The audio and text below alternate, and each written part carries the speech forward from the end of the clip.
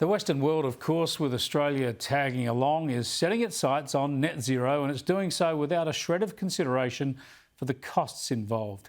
The sanctimonious climate zealots keep telling us we need more solar, more wind and less reliance on fossil fuels. But as investment for fossil fuels dries up, so does supply, and the cost of electricity balloons, all while we spend inordinate amounts on energy transition, of course. And we're already seeing the effects of these absurd policies in Europe, where renewables are failing to provide enough power for the winter ahead. It's all been exacerbated by the cutting off of gas supplies from Russia, of course, but the renewables aren't doing the job.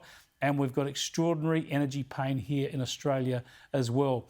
Joining me now to discuss this from Sweden and the Copenhagen Consensus Centre is the president of that centre, Bjorn Lomborg. Thanks for joining us, Bjorn. First up, the latest on the energy crisis in Europe as you bear down on winter.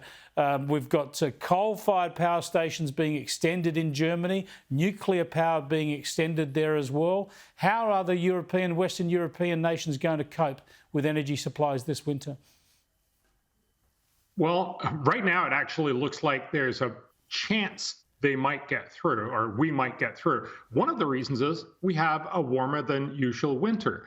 So in that sense, we should at least be happy that global warming means fewer people are going to freeze a lot. And given the fact that energy is so expensive, this will really help a lot for a lot of people. The problem is probably more next winter, because how are we going to fill up our stores of gas? But I think if we take a step back, Kenny, this really tells us we have become so dependent on believing that we will very soon transition to renewables, so we don't need to worry about fossil fuels anymore. No, the world uses about 80% of its energy from fossil fuels. And in 2050, the Biden administration itself believes we will still be getting 70% of all energy from fossil fuels. The International Energy Agency believes we'll get 67% of all our energy from fossil fuels. We're not cutting off fossil fuels anytime soon. And pretending otherwise leads, as you rightly pointed out, to this incredible disaster where we end up paying enormous amounts of money for our fossil fuels. Well, we're talking about short-term solutions, as you say, basically to get through this year. It's leading to some interesting debates. There's a story here from Germany where a coal mine is being expanded and they're going to have to tear down a wind farm to some wind turbines to expand the coal mine. Shows you the priorities at the moment. The priorities is you need your energy, dispatchable energy. But what can Europe do longer term? Does it have to frack so it can supply its own gas? Does it have to invest more in uranium or nuclear energy, or does it have to do all of the above? Well, fundamentally, we have to get along with the idea that we're not going to transition to renewables right away. If we can get that misleading thought out of our minds, it'll be a lot easier to understand, yes, renewables has a place, and understand that we need, as you mentioned, all of the above. We do need more nuclear. We certainly should not be shutting down existing nuclear power plants.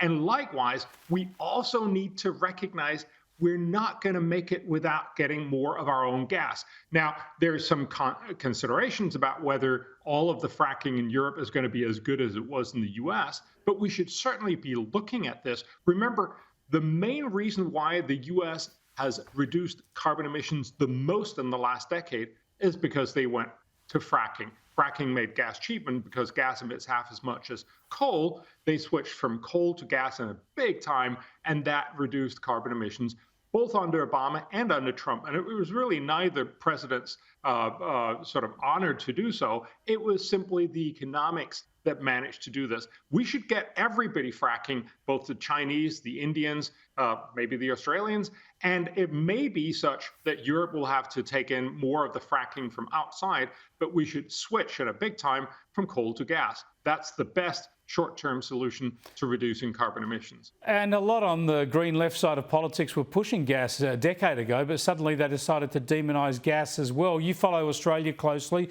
You'd know we're facing 50% power increases here over the next 2 years.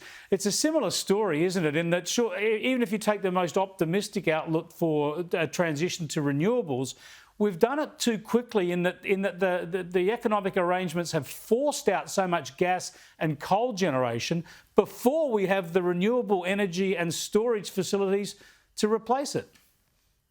Yeah, Kenny, fundamentally, we're not going to go renewable or full renewable anytime soon. Remember, it's great to have some solar if you're in California and solar produces most of its power right around noon, where it's also where you need a lot of extra power for your air conditioning. That works fine. That's good. But you can't rely on solar or wind because they're fundamentally unreliable. And so you need backup.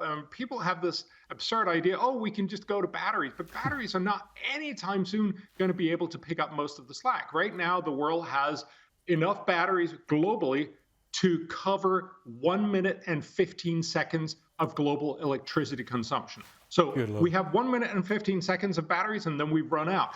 Now, a lot of people are saying we're going to be building a lot more batteries. So by 2030, it will no longer be 1 minute and 15 seconds. It'll be a whole 10 minutes and 24 seconds. No, that's still not going to solve this. You need at least a day and probably even weeks of storage. There's no way we can afford this. Not close. At current prices or anytime soon. Not close. Always great to get a reality check from you, Bjorn. Thanks for your time. Thank you. Bjorn Lomborg there speaking to us from Sweden.